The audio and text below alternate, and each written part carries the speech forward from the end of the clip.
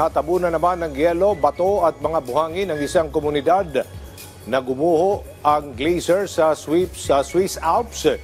Isang individual patuloy na pinaganap habang ang bilyonaryong si Elon Musk nagbitiw na bilang top official ni US President Donald Trump.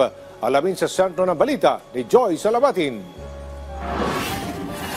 Formal nang bumitaw si Elon Musk bilang top advisor ni US President Donald Trump. Kasunod ito ng kanyang pagbatikos sa Big Beautiful Bill ng administrasyon. Mababatid na sa ilalim ng panukala, pinabababaan ang buwis na posible umanong makaapekto sa kakayahan ng Amerika sa pagbabayad ng kanilang utang.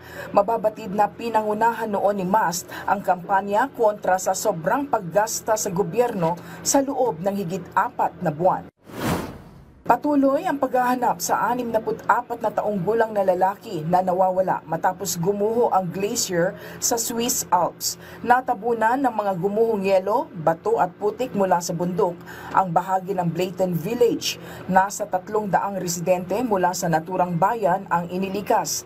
Nananawagan naman ang emergency services na iwasan muna ang lugar habang patuloy ang rescue at clearing operations.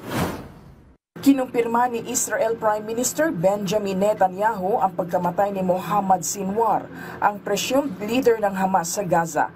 Ayon kay Prime Minister Netanyahu, napatay si Sinwar sa airstrike sa southern Gaza. Tinagurian siyang The Shadow at isa sa utak ng mga opensiba ng Hamas. Nangyari ito habang patuloy ang kaguluhan sa Gaza na nasa ika-600 araw na ng kanilang bakbakan.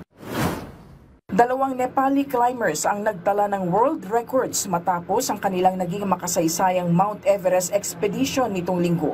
Kinilala si Kamirita Sherpa dahil sa kanyang 31 beses na pagbabalik-balik sa tuktok ng highest mountain sa buong mundo. Habang na-achieve naman ni Tashi Gyaltsen Sherpa ang pinakamabilis na pag-akyat sa Mount Everest na tumagal lang ng 15 araw. Sinalubong ng mainit na yakap ang 2 climber kasabay ng kanilang pagbabalik sa Kathmandu. Joy Salamatin para sa Pambansang TV sa Bagong Pilipinas.